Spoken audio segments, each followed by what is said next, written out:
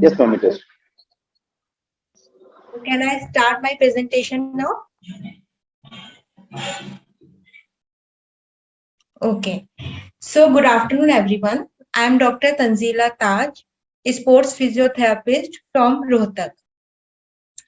So, एक athlete और एक कोच हमेशा अपनी बेस्ट परफॉर्मेंस चाहता है, चाहे वो ट्रेनिंग हो या फिर कंपटीशन। लेकिन अक्सर क्या होता है कि ट्रेनिंग के बाद फटीग भी होता है और मसल्स में कुछ इंजरीज भी होती हैं और उसका दिमाग में, चाहे वो एथलीट हो या फिर वो एक कोच हो, उसके दिमाग में यही कंसर्न होता है कि मैं किस तरीके से रिकवर करूं ताकि मैं नेक्स्ट सेशन में कैसे अच्छी परफॉर्मेंस दे सकूं या कंपटीशन में अपनी अच्छी परफॉर्मेंस दे सकूं। तो ये जो रिकवरी का दिमाग में जो कॉन्सेप्ट घूम रहा होता है, ये बहुत इंपॉर्टेंट है और ये रिकवरी ट्रेनिंग के बिल्कुल बाद ही स्टार्ट हो जाती है एक फेज के द्वारा, जिसको हम कूल डाउन फेज बोलते हैं। और यही मेरी आज की प्रेजेंटेशन भी है, कूल डाउन। तो हम ये जानते हैं कि बेसिकली कूल डाउन होता क्या है। A cool down is any activity, either physical or mental, that helps in recovery and physical repair of individual after physical activity or exercise. Yes, जब हम कोई एक्सरसाइज करते हैं या हम कोई फिजिकल एक्टिविटी करते हैं तो उसके बाद हम जब रिकवरी या फिजिकल रिपेयर करने के लिए कोई भी एक्टिविटी करते हैं, चाहे वो फिजिकल हो या मेंटल हो, उसको हम कूल डाउन बोलते हैं।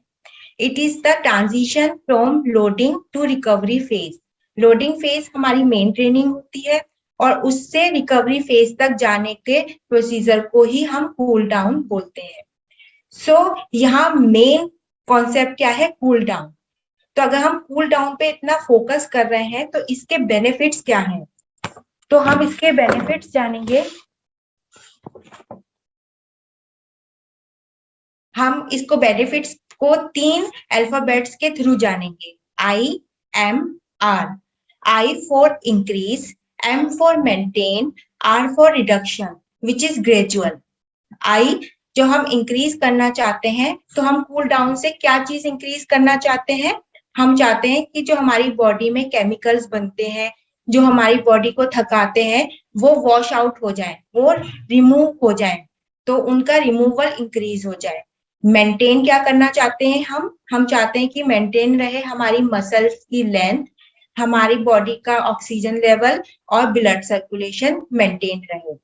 रिडक्शन क्या चीज कम करना चाहते हैं, ग्रेजुअल, धीरे धीरे।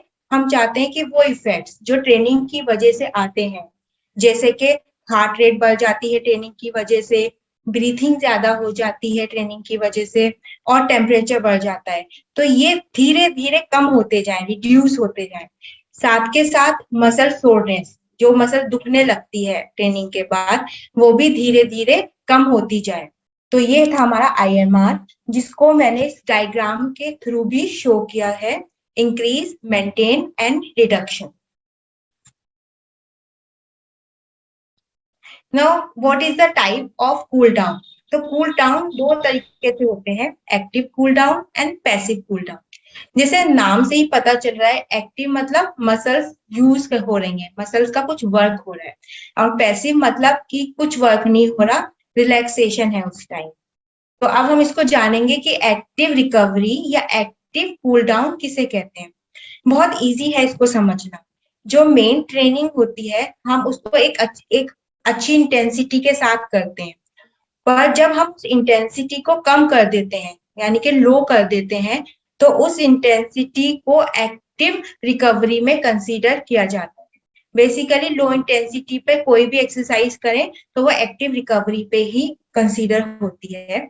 इसको हम वार्म डाउन भी कहते हैं, जो बिल्कुल अपोजिट है वार्म अप का, और इसको हम टेपरिंग ऑफ भी बोलते हैं। तो अब यहाँ बहुत से लोग ये कहेंगे, पूछना चाहेंगे कि अगर मैं इंटेंसिटी कम करने के बजाय रोक दूं तो इससे क्या नुकसान होगा, ऐसा मैं क्यों नहीं कर सकती या कर सकता। तो जवाब ये है इस चीज का कि इसके लिए पहले हमें एक्सरसाइज के फिजियोलॉजी को समझना पड़ेगा कि जब हम एक्सरसाइज करते हैं तो हमारी जो वर्किंग मसल्स होती हैं उनको ज्यादा खून की जरूरत होती है, ब्लड की ज्यादा जरूरत होती है। तो हार्ट उस ब्लड को उस मसल्स की तरफ लेके भेजता है। लेकिन जब एक्सरसाइज रुक जाती है तो अब ये अपोजिट डायरेक्शन में बहना शुरू होता है, मसल से हार्ट की तरफ, ताकि वो हार्ट उस ब्लड को दूसरे ऑर्गन्स तक पहुंचा सके। आइडियली तो ऐसा ही होना चाहिए।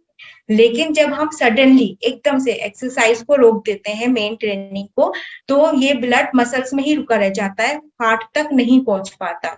और जब वो ब्लड हार्ट तक ही नहीं पहुंच पाएगा तो वो ब्रेन तक भी नहीं पहुंच पाता, और ब्रेन को ऑक्सीजन नहीं मिल पाता, जिसकी वजह से फेंटिंग या कोलैप्स होता है, जिसे एक्सरसाइज इंड्यूस्ड कोलैप्स भी बोलते हैं।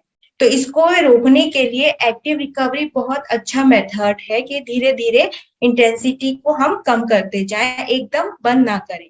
दूसरी चीज है कि एक्टिव रिकवरी के टाइम हमारी मसल्स का, हमारी बॉडी का टेम्परेचर मेंटेन रहता है। और अगर एक टर्म में बोले कि बॉडी गर्म रहती है, और गर्म बॉडी को जब आप स्ट्रेच करोगे तो ज्यादा अच्छी स्ट्रेचिंग आती है। तो ये ध्यान में रखने वाली बात है कि एक्टिव रिकवरी के बाद स्ट्रेचिंग बहुत बेनिफिशियल होती है। दूसरी चीज है जो, जिसे मैंने बताया था, लैक्टेट एक केमिकल होता है जो थकान करता है। ये एक्टिव रिकवरी के टाइम इसका रिमूवल बहुत इम्प्रूव हो जाता है, यानी कि जल्दी रिमूव हो जाता है।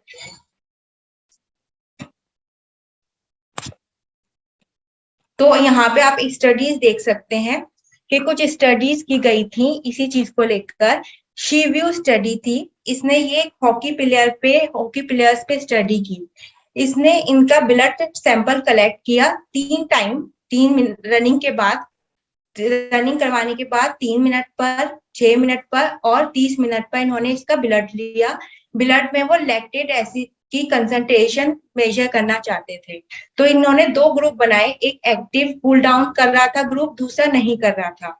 तो इन्होंने पाया कि जिस ग्रुप ने एक्टिव कूल डाउन किया उसमें लैक्टेट एसिड कंसंट्रेशन काफी कम थी। दूसरी स्टडी की गई एम रिग्टी ने की, ये सोकस प्लेयर्स पे की गई। इसने जो टेस्ट कंडक्ट कराया था वो था वर्टिकल जंप टेस्ट। इसने देखा कि जो ग्रुप एक्टिव रिकवरी कर रहे थे उनमें ये वर्टिकल जंप टेस्ट काफी इम्प्रूव हुआ as compare to those group जिन्होंने नहीं किया था। तो इससे हमें पता चला कि एक्टिव रिकवरी का इफेक्ट लैक्टेट पर और परफॉर्मेंस पर अच्छा होता है। जब हम कोई एक्टिव रिकवरी करते हैं तो 30 मिनट की अगर हमने की तो उससे 80% लैक्टिक एसिड कम हो सकता है। तो ये इसका एक पॉजिटिव साइड था। इसका थोड़ा सा ड्रॉबैक ये भी है कि ये भी स्टडीज में देखा गया है कि जो मसल सोरनेस होती है उस पे एक्टिव रिकवरी का कोई खास इफेक्ट नहीं आता।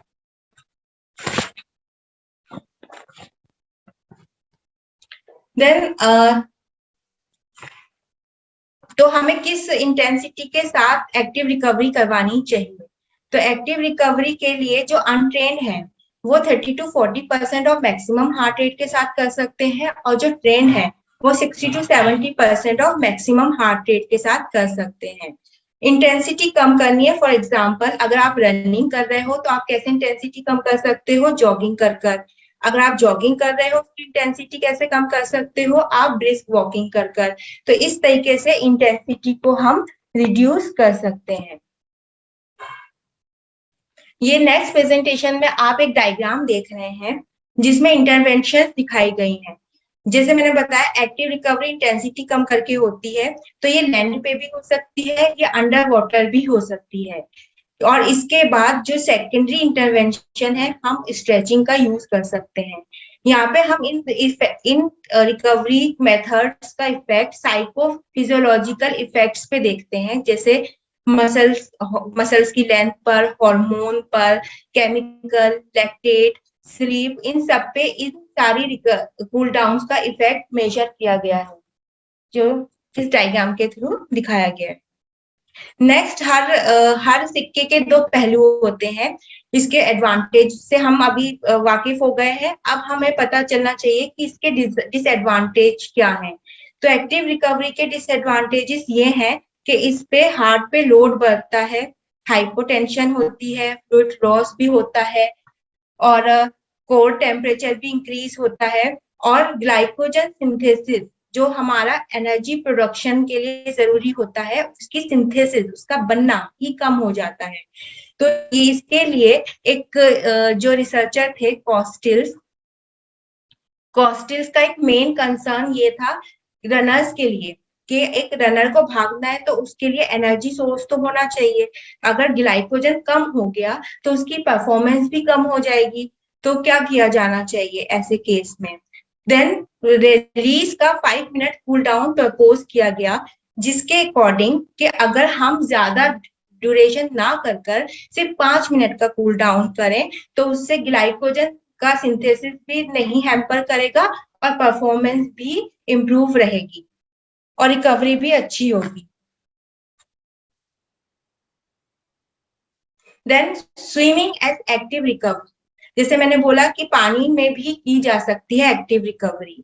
इसका एडिशनल इफेक्ट ये होता है कि पानी का जो अपना बायंसी इफेक्ट होता है कि आपके जॉइंट्स लाइट महसूस होंगे, स्ट्रेस कम हो जाएगा उसकी वजह से। दूसरा, पानी मसाज की तरह काम भी करता है।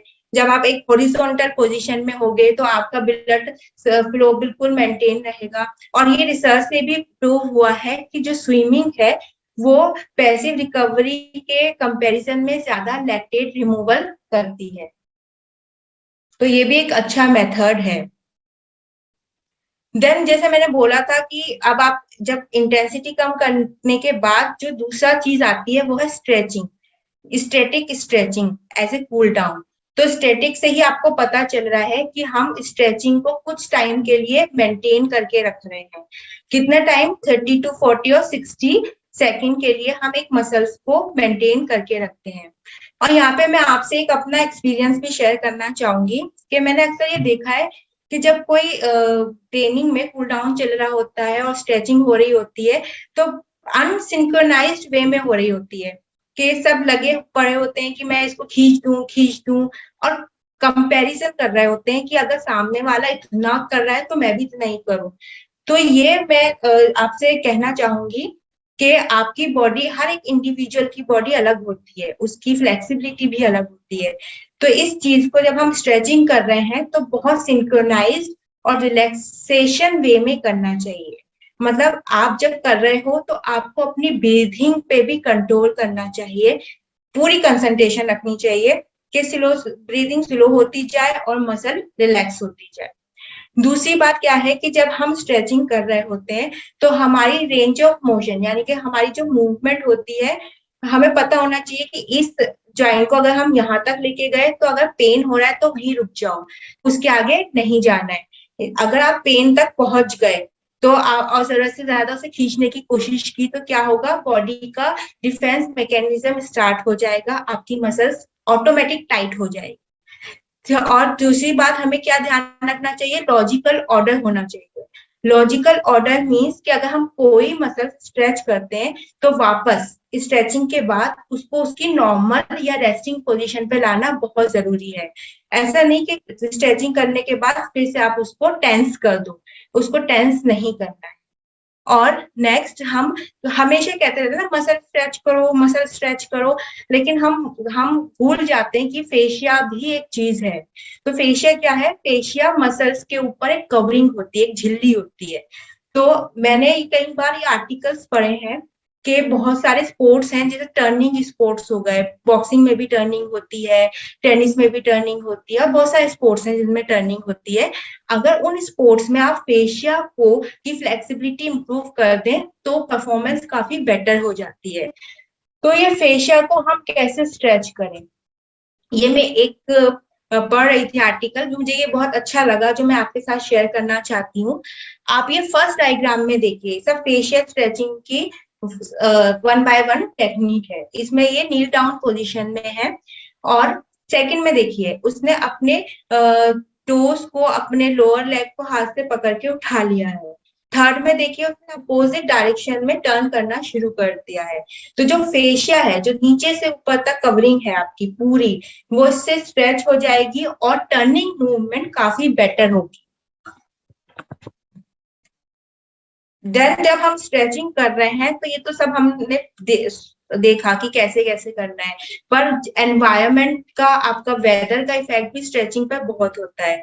जब हम कहीं स्ट्रेच कर रहे हैं तो हमें देखना चाहिए कि जो आपका आसपास है वो ड्राई होना चाहिए और वार्म होना चाहिए। और जब हम किसी मसल्स को स्ट्रेच कर रहे हैं तो उससे पहले अगर हम थोड़ा बहुत उसमें मसाज कर दें तो वो और बेनिफिशियल हो जाता है। अगर कोई मसल्स किसी ट्रेनिंग के दौरान ज्यादा यूज हो रही है, फॉर एग्जांपल मैंने कोई वेट लिफ्ट किया और मेरी बाइसेप ज्यादा यूज हुई, तो मैं मुझे उस मसल्स को स्ट्रेच करना बहुत जरूरी है, क्योंकि मेरी यूज करने की वजह से वो मसल्स अब टाइट हो चुकी है और इंजरी के चांसेस ज्यादा हो गए हैं। तो इसके बाद मुझे उसको रिलैक्स करना भी बहुत जरूरी है। फिर अब ये बात आती है कि अगर आइस लगानी है तो क्या हम स्ट्रेचिंग से पहले लगाएं? तो इन माय व्यूज और मैंने जो जितने भी आर्टिकल्स पढ़े उसके हिसाब से स्ट्रेचिंग से पहले मसल्स तो वार्म होनी चाहिए। हाँ, अगर आइस को यूज करना है तो आप स्ट्रेचिंग के बाद यूज कर सकते हैं।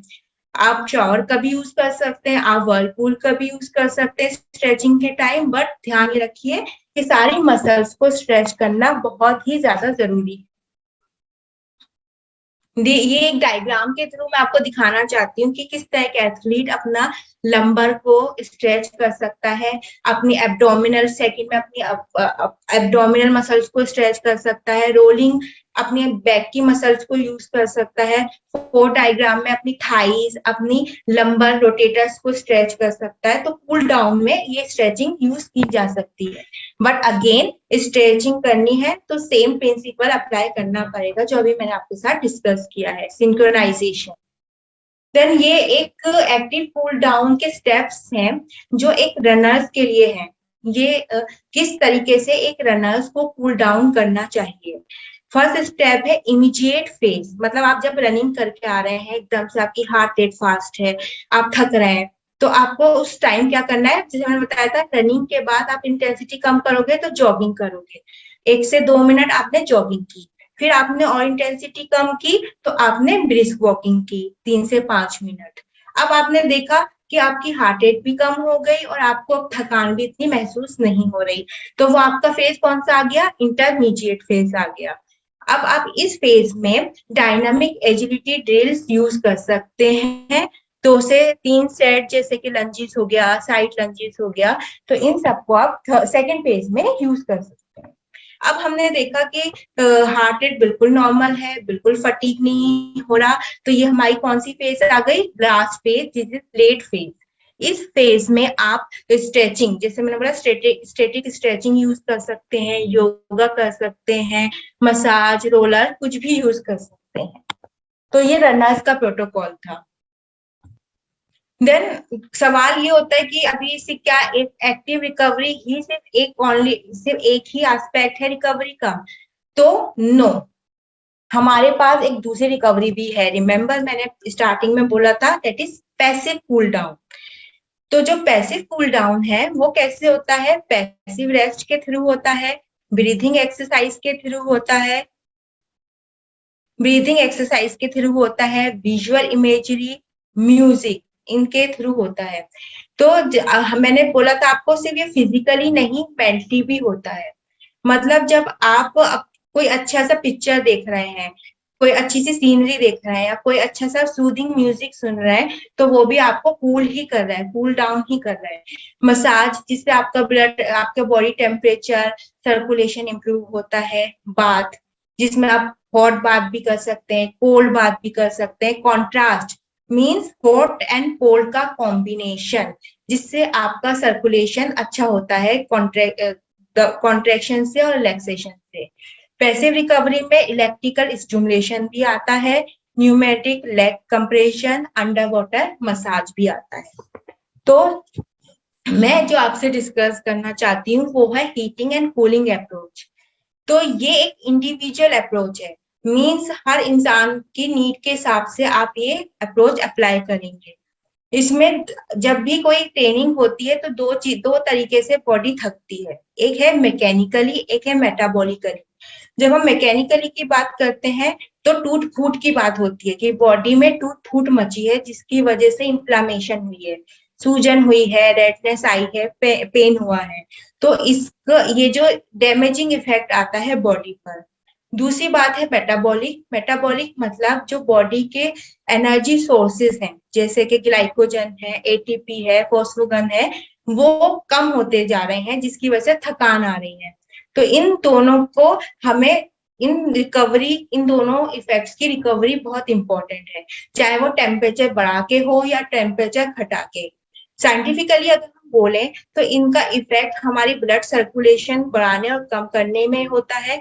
ये सेलुलर लेवल पे भी काफी चेंजेस करते हैं, माइटोकॉन्ड्रिया में करते हैं, सेल पे करते हैं। तो इस तरीके से हीटिंग एंड कूलिंग रिकवरी में हेल्प करता है। यही डायग्राम जो मैं अभी आप सबको समझा रही थी, यही डायग्राम उसका एक समराइज कर रहा है उसको, कि हमारा मैकेनिकल स्ट्रेस है, एक हमारा मेटाबॉलिक फटीग है, एक में हमने कूलिंग दिया, एक में हमने हीटिंग इफेक्ट दिया, जिससे हमारी रिकवरी फास्ट हो सके। और ये डिपेंड करता है इंडिविजुअल टू इंडिविजुअल और आपके एक्सपीरियंस के ऊपर। इलेक्ट्रिकल स्टिमुलेशन ये बहुत ज्यादा अभी टॉपिक बन चुका है रिसर्च का, कि इस पे काफी रिसर्चेस भी चल रही हैं। इसका फायदा ये होता है कि लैक्टेट बहुत अच्छे से रिमूव हो जाता है, रिकवरी फास्ट होती है और परफॉर्मेंस इनहांस होती है।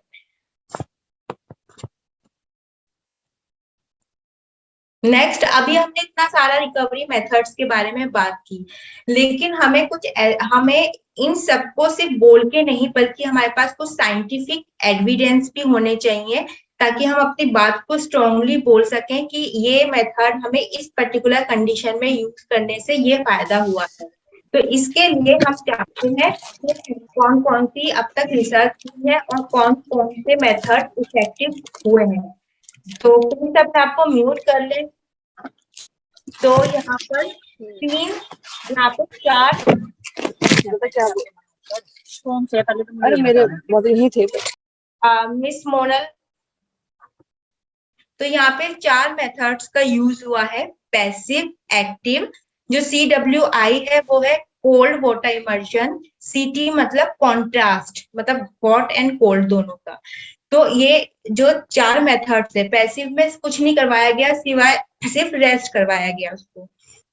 और ये स्प्रिंटिंग के बाद हुआ। स्प्रिंटिंग कंसेक्यूटिव डेज पे स्प्रिंटिंग कराई गई और बीच में 24 रेस्ट इंटरवल रखा गया था। तो इसमें आप देखते हैं इन चार रिकवरी मेथड्स का इफेक्ट मसल सोरनेस के ऊपर।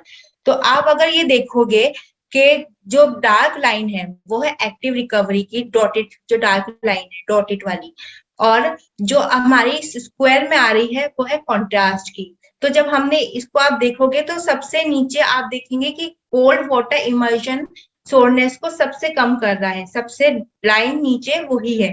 तो इसका मतलब ये हुआ कि बाकी के कंपैरिजन में कोल्ड वाटर इमर्शन ने मसल सोरनेस पे ज्यादा अच्छा इफेक्ट किया।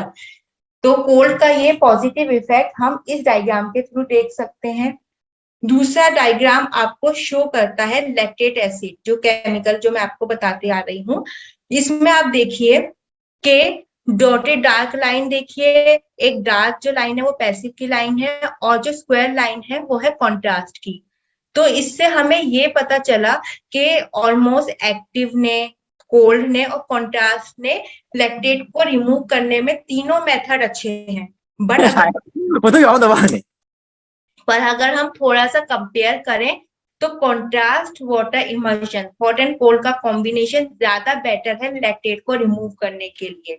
वो इसलिए क्योंकि इससे जब गर्म का इफेक्ट आता है तो ब्लड वेसल घुल जाती हैं, और जब ठंड का इफेक्ट आता है तो वो दब जाती हैं, और ब्लड बहुत जल्दी से रिमूव कर देता है केमिकल्स। नेक्स्ट, अगर क्योंकि मैं एक बॉक्सिंग से भी एसोसिएटेड हूं, तो जरूरी है मुझे इसके बारे में बताना कि पोस्ट बॉक्सिंग स्पारिंग के बाद फटीग सब्सटेंस होते हैं। जब हम स्पारिंग करते हैं तो उसके बाद थकाने वाले बॉडी में सब्सटेंस बनते हैं और हॉर्मोन्स बनते हैं, तो उन पे रिकवरी का क्या इफेक्ट आता है, रिकवरी मेथड्स का। तो ये आप इस रिसर्च के थ्रू देखो, इसमें चार चीजें मेथड्स का यूज किया गया है: static rest, massage, aroma therapy and acupressure. Static rest तो कुछ नहीं था, बिल्कुल उसको लिटा दिया गया था। और मसाज आप जानते हैं एरोमा, जिसमें ऑयल्स वगैरह का यूज किया जाता है। साइड में देखिए पी वैल्यू दिखाई गई है। इनमें सबसे ज्यादा पी वैल्यू किसकी आ रही है? एरोमा थेरेपी की आ रही है 24। जिसकी पी वैल्यू हाई है उसका मतलब वो ज्यादा इफेक्ट प्रोड्यूस कर पाया है। अब आप इसमें देखिए पोस्ट एक्सरसाइज 83 था एरोमा थेरेपी का।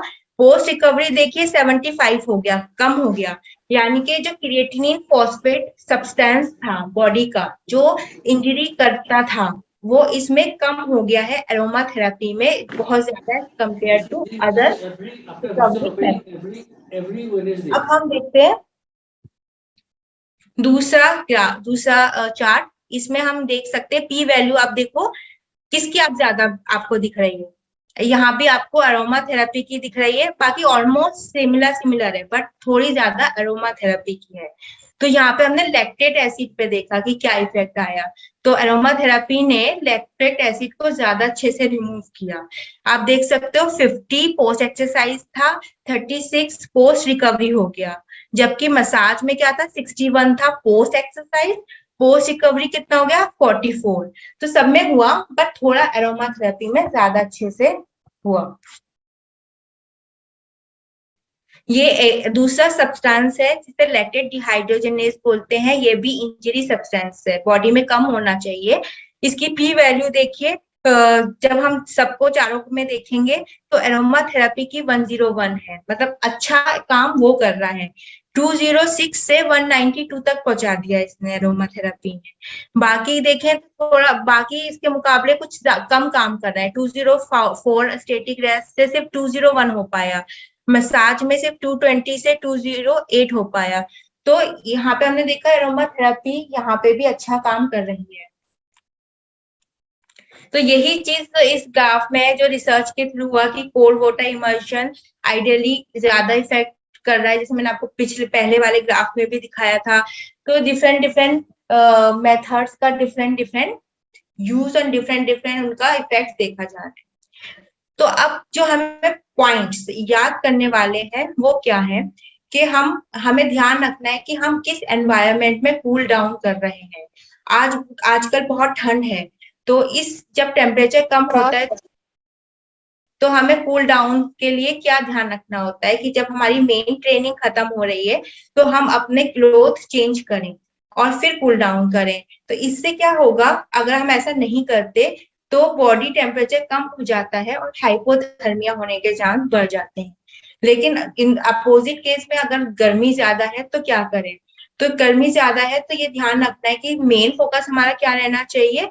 रिहाइड्रेशन की तरफ। अगर आपको एज एथलीट आपको महसूस हो रहा है कि मुझे चक्कर आ रहा है, मुझे प्यास लग रही है, नहीं, लेकिन मुझे कूल डाउन नहीं करना है, चाहे मैं बाद में पानी पी लूंगा, जो भी है छोड़ दो, ये टेंडेंसी होती है, मुझे पता है। तो हमें इसको ये ध्यान रखना है कि पहले हमें इन सिम्टम्स को देख लेना है, रिहाइड्रेट करना है, कूलिंग डाउन बाद में करना। Then psychology of cool down. Cool down physiologically भी होता है लेकिन साइकोलॉजिकली भी बहुत इसका इम्पोर्टेंट है कि कई बार जब हम मेन ट्रेनिंग करते हैं तो कभी ऐसा होता है कि हमने ट्रेनिंग की और बहुत अच्छी ट्रेनिंग की, तो वो ट्रेनिंग हमें बहुत मोटिवेट करती है कि आज तो मैंने बहुत अच्छे से ट्रेनिंग की। पर कई बार ऐसा होता है कि आज कुछ अच्छा नहीं हो पाया, आज ट्रेनिंग अच्छी नहीं हो कर पाए, तो वो उससे थोड़ा इरिटेशन होने लगती है, डिमोटिवेट होने लगते हैं। तो हमें इस पे भी फोकस करना चाहिए। कुछ चीजें जब हम कूल डाउन कर रहे हैं तो हमारा हमें खुद को रिव्यू करना है, खुद के बारे में कि आज मैंने क्या क्या किया, क्या क्या इम्प्रूवमेंट हो सकता है। तो इन सबको हम क्या कर सकते हैं कि आप review the mind set achieved, did you accomplish good focus, कि आपने एक अच्छा फोकस आज किया। दूसरी हम क्या इसको ध्यान रखें कि पुट द वर्कआउट अवे, जो वर्कआउट है उसको थोड़ा, उससे अब हम कूल डाउन पे जा रहे हैं। Stay comfortable while cool down, जब आप कूल डाउन कर रहे हो तो आप बिल्कुल कंफर्टेबल होने चाहिए, तभी तो आप कर रहे हो ना कूल डाउन। स्ट्रेच करना है आपको cool down. So this was all about my presentation. मैंने एक चीज ये है कि मैंने अक्सर देखा है कि ट्रेनिंग को बहुत इंपॉर्टेंस दी जाती है, वार्म अप को बहुत इंपॉर्टेंस दी जाती है, बट कूल डाउन को काफी हद तक नेग्लेक्ट किया जाता है, इतना ज्यादा नहीं किया जाता। आई होप कि आज की प्रेजेंटेशन सुनने के बाद आपको समझ में आया होगा, रिसर्चेस देखने के बाद, स्टडी देखने के बाद जो मैंने आपको प्रेजेंट किया, आपको समझ में आया होगा कि कूल डाउन भी एक बहुत इंपॉर्टेंट पार्ट है हमारे ट्रेनिंग सेशन का, और किस किस तरीके से और क्या क्या मेथड्स हैं। वैसे आप क्वेश्चन कर सकते हैं, मैंने भी कुछ क्वेश्चंस एक्चुअली इंटरेक्टिव बनाने के लिए कुछ क्वेश्चंस बनाए थे, तो अगर आप कहें तो मैं क्वेश्चन कर सकता हूँ, अगर एथलीट्स हैं तो उनसे। That was all about my presentation. Now you can ask any question.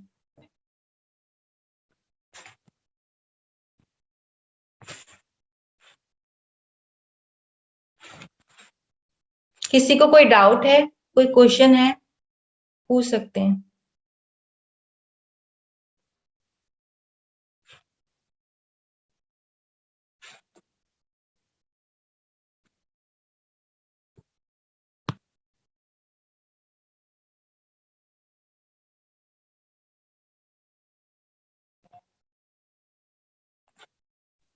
Okay, Tanzila, Dr. Tanzila. So ji, the point is, in case अगर broad term में बात करें तो cool down exercises में static stretching के अलावा mainly क्या focus रहना चाहिए, या फिर static आपकी जो वॉइस है वो ब्रेक हो रही है, मैं समझ नहीं पा रही हूँ क्या बोल रहे हैं आप।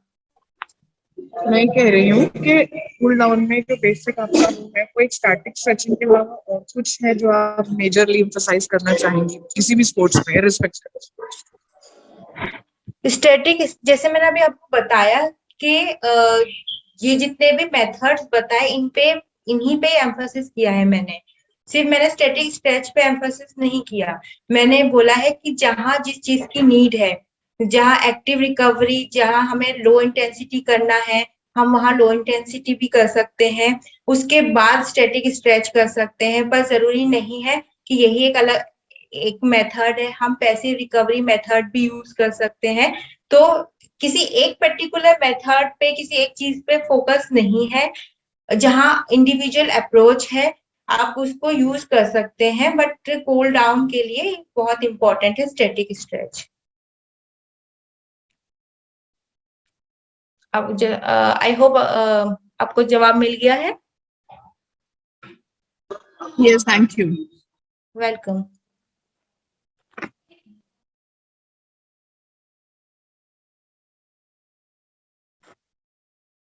एनी अदर क्वेश्चन पूछ लीजिए, फिर मैं आपसे क्वेश्चन करना चाहती हूँ। अगर एथलीट्स यहाँ पे हैं तो देखते हैं कि कितना उनको नॉलेज नॉलेज मिली है।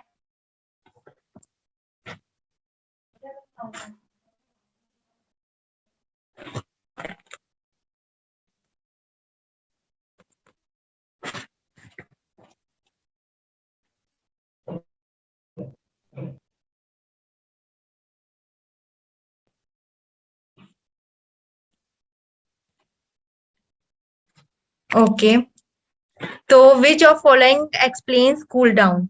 तो किसी ने चैट बॉक्स में लिखा है बी। तो पहले हम एक ऑप्शन देख लेते हैं। Exercise that prepare for sports, exercise done after a sports to help you recover, and exercise that prepare you for to have fun. तो चैट बॉक्स में किसी ने बी लिखा है, right, that's B, to recover. तो मैं चाहूंगी कि आप लोग जितने एथलीट हैं या जो पार्टिसिपेट करना चाहता है वो मैक्सिमम उसमें पार्टिसिपेट करे, और चैट बॉक्स में उसका राइट आंसर जो आपके हिसाब से है वो लिखे। Dash reduce the chance of fainting and dizziness. कौन डिजीनेस और फेंट का चांस कम करता है, वार्म अप और कूल डाउन?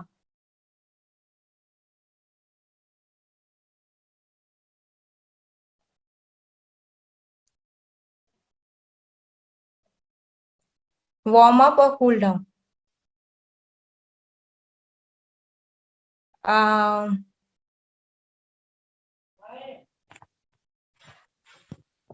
नो, जो मिस्टर आमिर वार्म अप नहीं करता, कूल डाउन करता है। जैसे मैंने आपको बताया था कि फेंटिंग एंड डिजीनेस जब एक्सरसाइज करते हैं तो yes yes mister Satyendra, it's B, क्योंकि कूल डाउन की वजह से आपका जो ब्लड सर्कुलेशन वो हार्ट की तरफ जाता है, तो दैट इज बी, राइट, सही आंसर हैं। Next, What are the three stages of cool down in correct order? 3 orders में, सही ऑर्डर में इनका क्या स्टेज है कूल डाउन की? फर्स्ट, पहले relaxation, jogging and stretching. B, jogging, stretching and relaxation. C, running, stretching and relaxation. क्या सही ऑर्डर है?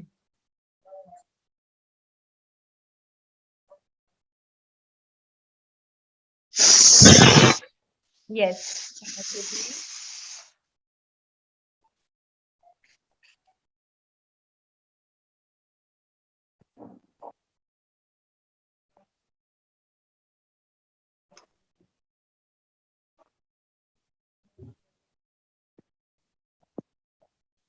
Yes, the right answer is B, कि जब हम जॉगिंग करेंगे रनिंग के बाद, फिर उसके बाद स्ट्रेचिंग करेंगे एंड फिर हम उस चीज का रिलैक्सेशन करेंगे।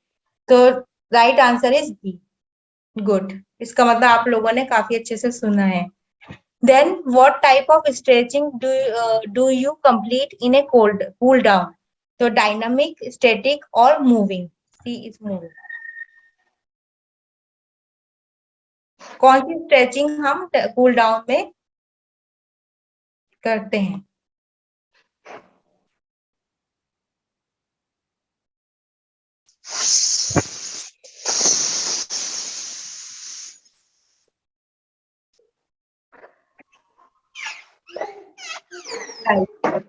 सी, static stretching. Last question is, what is the reason for jogging ने cool down? जॉगिंग का कूल डाउन में क्या रीजन होता है करने का? Number 1, A, increase heart rate slowly. B, to burn calories. C, return heart rate gradually to the resting level. धीरे धीरे heart rate.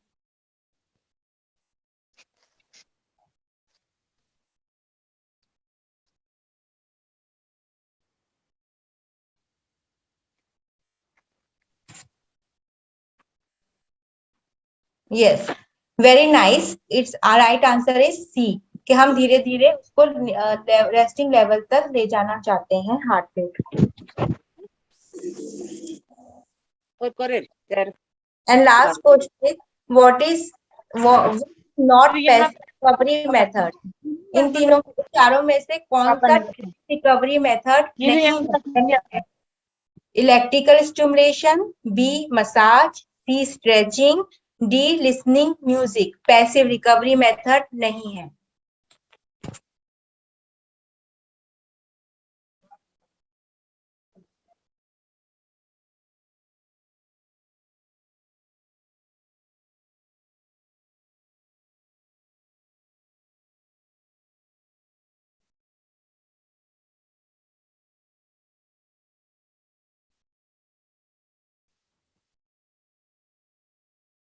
Yes, right answer, सबने ज्यादातर सही बोला है, सी स्ट्रेचिंग पैसिव रिकवरी मेथड नहीं है, active recovery method. Thank you so much for listening me. Thanks a lot. Thanks a lot, madam. Very nice session. Welcome.